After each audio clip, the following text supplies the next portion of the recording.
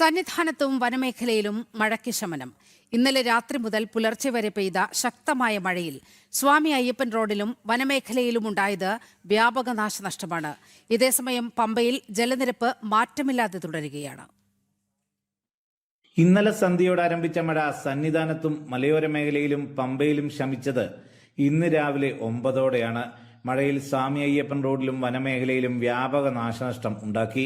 മഴ ശക്തമായതിനാൽ അയ്യപ്പ ഭക്തരുമായി നിലയ്ക്കലെത്തിയ വാഹനങ്ങൾ ഇന്ന് രാവിലെ 8 വരെ പമ്പയിലേക്ക് കടത്തിവിട്ടിരുന്നില്ല.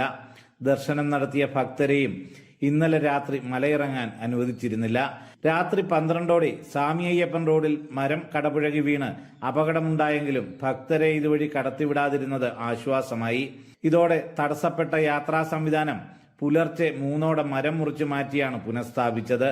വൈദ്യുതി ലൈനുകൾ പൊട്ടിവീണത് പുനഃസ്ഥാപിക്കാനുള്ള നടപടികൾ പുരോഗമിക്കുകയാണ്. ഇന്ന് രാവിലെ 9ഓടെ മഴയ്ക്ക് ശമനമായത് അയ്യപ്പ ഭക്തർക്ക് മലകയറ്റവും ദർശനവും സുഗമമാക്കി.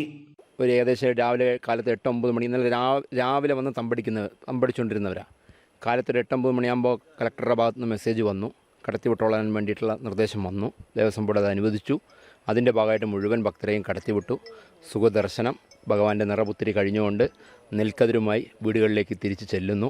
ഞങ്ങൾ പാലക്കാട് നിന്ന് വരുമ്പോൾ തൊട്ട് തുടങ്ങിയ മഴയാണ്. ഇത് ഇവിടെ എത്തുന്നവരെ ഉണ്ടായിരുന്നു, 9 മണി വരെ ഉണ്ടായിരുന്നു. 9 മണി ദർശനം വളരെ സുഖമായിരുന്നു. തിരക്ക് വളരെ കുറവായിരുന്നു. എല്ലാം നന്നായി നടന്നു. കാത്തിരുന്നാലും കാര്യങ്ങളെല്ലാം നന്നായി നടന്നു. സന്നിധാനത്തും പമ്പയിലും നിലവിൽ ആശങ്കപ്പെടേണ്ട സാഹചര്യമില്ലെങ്കിലും പത്തനംതിട്ട, കോട്ടയം ജില്ലകളിൽ പ്രളയക്കെടുതി രൂക്ഷമായത് പല മേഖലകളിലേക്ക് പോകേണ്ട അയ്യപ്പ ഭക്തരുടെ മടക്കയാത്ര ദുഷ്കരമാക്കും. ജനം, സന്നിധാനം.